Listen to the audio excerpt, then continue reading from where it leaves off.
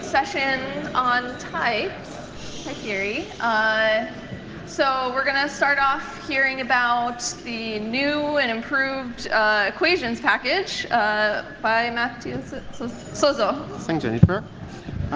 So yes, I'm going to talk about equations, which is joint work with Cyprien Manger. So equations is a package to write dependently typed programs in Coq using dependent pattern matching definitions and recursive definitions, so well-founded or structural definitions. So we have pattern matching as in epigram, agda, or idris, with first match semantics and inaccessible or dot patterns. I'm going to show you an example just now. So I'm starting with an inductive declaration, fin, which represents the interval between 0 and n. And we have two constructors, fz and fs, for the 0 and the successor in that interval. And I'm defining a function to decide equality between two objects in type fin. So it's going to return either a proof that n is equal to m or that they are different. I'm pattern matching, giving a list of clauses. And you should understand them using this first match semantics. So the last clause, which is a catch-all, will just apply outside of the diagonal. Then the first clause is the case where we have both zeros. So we have a proof by reflexivity that 0 is equal to 0. And when we are comparing two successors, we must do a recursive call. So I call finiq again. And I must scrutinize the result of that recursive call. And for that, I use a with clause, which adds a new pattern to my pattern matching problem. And I can pattern match deeply inside that new value. So I have two cases to consider. Either I'm on the left, so n and m were equal. And I can then destruct the equality proof that's contained there, and that will unify n and m. And that results in this inaccessible pattern here, which tells me that this part of the patterns is completely determined by the rest of the patterns. There is only one way to fill this hole. And now, in my right-hand side, I know that I should show that successor of n and successor of n are equal or different. I know they're equal, so I just give left of ID pass, like here. And otherwise, I have a proof that n and m are different. And then I can use a pattern matching lambda, which gives me an ability to do an anonymous function, which does pattern matching to eliminate the proof of equality. And combined with the proof that n is different from m, I can prove that successor of n is different from successor of m. Okay, so we have these with clauses in the syntax, and also where clauses, which allow you to write subprograms. Equations also includes the ability to write nested and mutually structurally recursive and well-founded definitions. So you can even write mutually recursive definitions on inductive families. And for that, you need to handle heterogeneous subterm relations, because you might be doing recursive calls on different instances of the same family. I will not focus on that today. You get also, for each definition that you write, a set of defining equations as propositional equalities, so as lemmas that you can use to rewrite, which allows you to avoid the fiddling with the row reduction when you're doing proofs. You have a systematic derivation of elimination principles for each function, which gives you a high-level proof principles to reason about the program without having to redo all the case splits that are in it or the recursive call instantiations. And this is based on a notion of equality that's homogeneous, so the standard equality of Coq, and an original no confusion principle, which will be the focus of my talk today. This provides the ability to use UIP, so uniqueness of identity proofs, which is kind of implicit in the notion of pattern matching on a type-by-type basis, and it's configurable. I'm going to show that later. And the whole package is parameterized by a logic. So the standard version uses prop, so the extraction-friendly sort for Coq, where all the decorations I'm going to add are just going to disappear in the compiled or extracted terms. You could also use relations in type, which is proof-relevant equality, as used in the homotopy type theory, or an universe of strict propositions where you have UIP by definition, and your theory is truncated. So this is purely definitional, and so all this is translated to CIC terms without any axioms. So I'm going to focus today on the pattern matching story, and I'm going to first introduce dependent pattern matching and what is which unification is used in pattern matching. A bit of history about dependent pattern matching and the K axiom or UIP, and this homogeneous no confusion principle. So the idea when you're doing pattern matching is that we're reasoning up to the theory of equality and constructors and uninterpreted functions.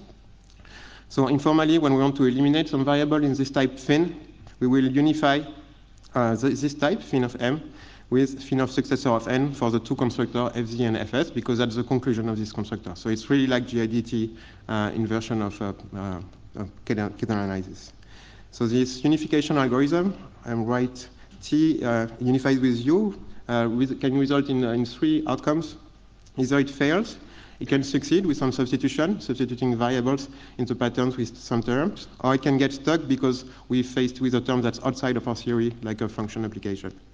So in this example, it's a bit trivial, but you have two successes. M will be unified with successor both times. So the unification rules are pretty standard. You have the solution rule, which says if I have a variable on one side, a term in which the variable does not appear, I can just substitute this variable by an inaccessible version of the term T.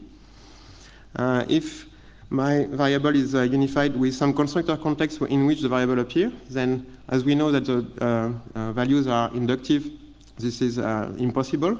Okay, the values must be acyclic. So we have an occur check, and this is a failure. Then we have discrimination and injectivity of constructors. A patterns rule, which applies a unification in order in a telescope of arguments. A dilation rule, which tells us that if we have a trivial equation, T equals T, then we have a success. And otherwise, we have stuck cases. And I elided some failure cases here in the rules. So some examples, if we have 0 unified with S of N, then we have a failure, that's a conflict. We can do deep pattern matching, so we have a notion of unification that goes under constructors. And if we face some indices which contain function applications, then we get stuck. So stuck cases indicate places where we should destruct more variables to get to the pattern fragment of the language, so here M. And dependent pattern matching compilation uses this unification notion in two cases to decide which program the user wrote to use, and also to decide which constructor apply when we eliminate some variable. So a bit of history about pattern matching. So it was introduced, dependent pattern matching was introduced by Cocker as a new primitive in the type theory. And at the same time, it introduced the K or UIP rule, which says that all proofs of reflexive equality, so between the same two terms, X and X, is equal to reflexivity.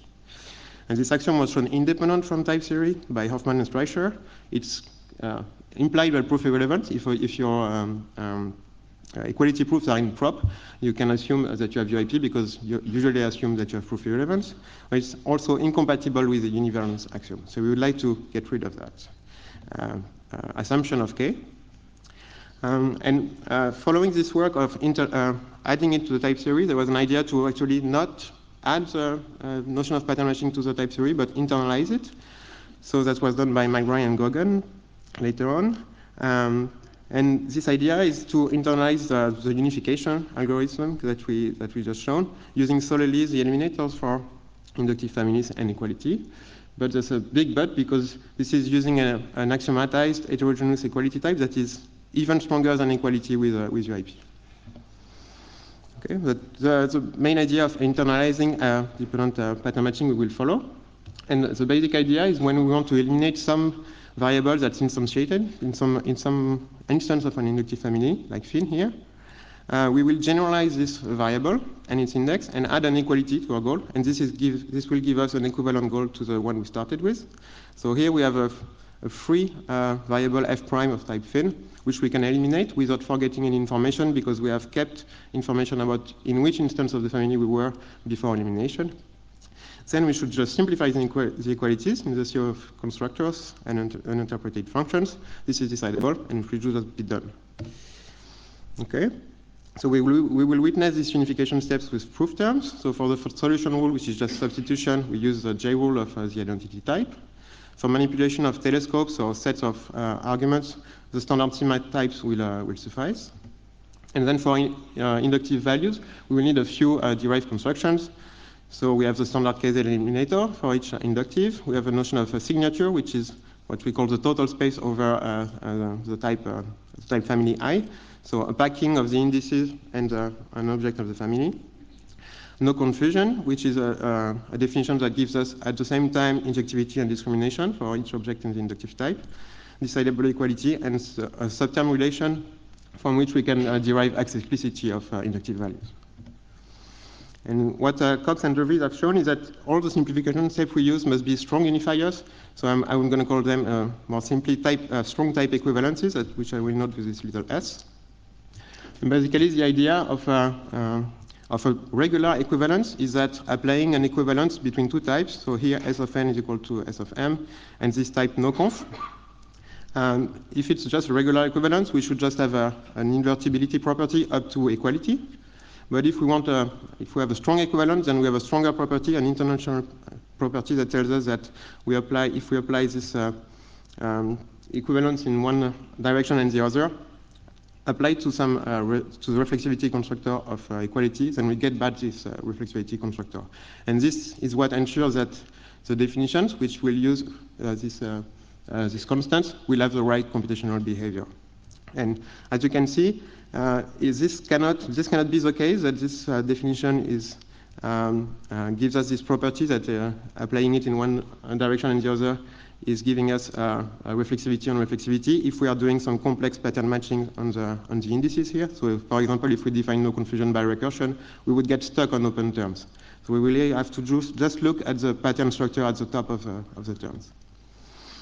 To compile pattern matching, we use this no confusion principle on inductive families to solve injectivity problems, like this one, where we have two successors in the same instance of the inductive family. And this is more or less equivalent, I'm cheating a little bit here, but just for the example, to an equality between arguments, so between the pair n and f and the pair n and f prime in the total space over phi, so the sigma of a natural number and of phi in that natural number, which, if you look at equality in sigma types, corresponds to an equality to a sigma of two equalities between the first component and the second component, where we transport the second component. So to simplify this and to follow the unification algorithm I've presented before, we would need to be able to eliminate that proof of n equals n, and then simplify this transport, which will just be the identity in that case, to get back f equals f prime. But this is not possible, it's equivalent to k. But we know that we can prove UIP for NAT, so prove this property for natural numbers, but only by recursion on each object here. So it's not going to be a strong equivalence, it's not going to preserve the definitional property. So to restrict pattern matching and not rely on k, Cox introduced a proof-relevant unification algorithm based on simplification of equalities, which avoids k by just forbidding the deletion rule, and similarly restricts the injectivity rule, which would also introduce some version of the deletion rule in its premises for indices. This is a huge restriction in practice, and that was lifted by Cox and Dervis using a higher dimensional unification algorithm. But here I'm going to propose a simpler criterion to treat the problem for forced arguments. So forced arguments is a notion that was introduced by Brady to justify some compile time optimizations in type theory for the representation of constructors. So for phi, for example, we can say that the two NAND arguments in the constructors are forced because they appear in the pattern structure of the conclusion of the constructor. And so they could be erased at compile time. So we're going to change the no confusion notion, which is usually heterogeneous in Cox and Dervis' work, for example, which was comparing two values in different instances of the same family.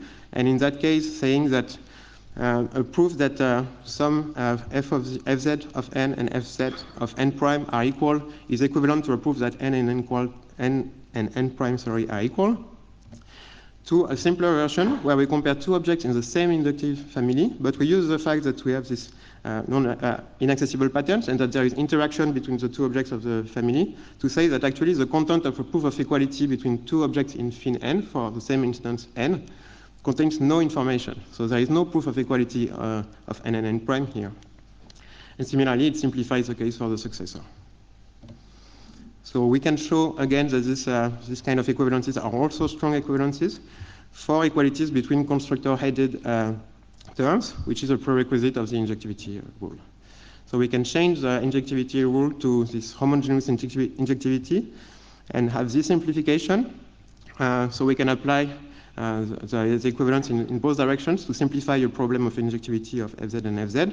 No conf e will reduce to I, which is a single constructor of the true proposition, which reduces to equivalent, and then we have a success where we can just substitute our equality with equivalent, and then we get the right computational behavior. And what this says informally is that forced arguments do not need to be unified. They are always definitionally equal by typing. So in ACDA, this justifies the unification that's used in the without K mode. In equations, we will prioritize this rule over the heterogeneous injectivity, which in many cases will introduce problems with K. But we can also add a mode of the system where we allow this homogeneous injectivity and the dilution rule when we can prove UIP on a specific type, but we give no guarantees on the computational behavior of the definitions. So to compare with the work of Cox and Darius, they have a higher dimensional unification algorithm, which is more expressive than this version, which is restricted to the forced argument case, but that's a very common one. And it's based on the functionality of congruence and the fact that it preserves equivalences. What we get is the same notion of path equality for forced argument in their setting and ours, but they have a more complex proof terms. And unfortunately, the proof terms that we would generate using that method would not be internalizable in Coq and be compatible with the Gardner's check.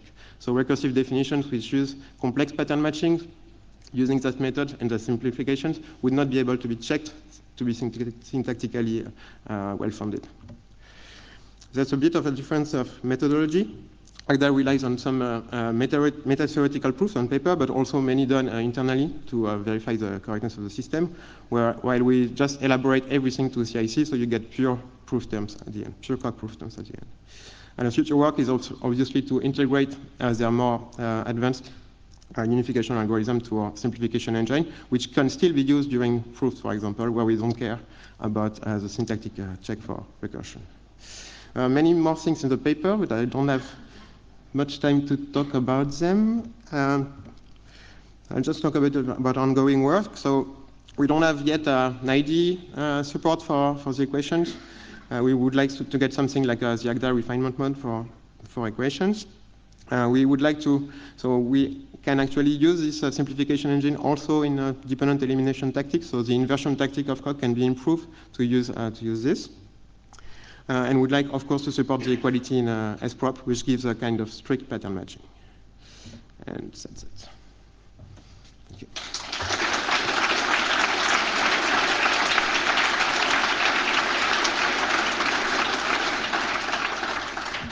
All right, thank you. We're starting out with a question from Slido. So is there a symmetric version of talking about pattern matching for co-pattern matching for co-inductive types? And what does the occurrence check become there?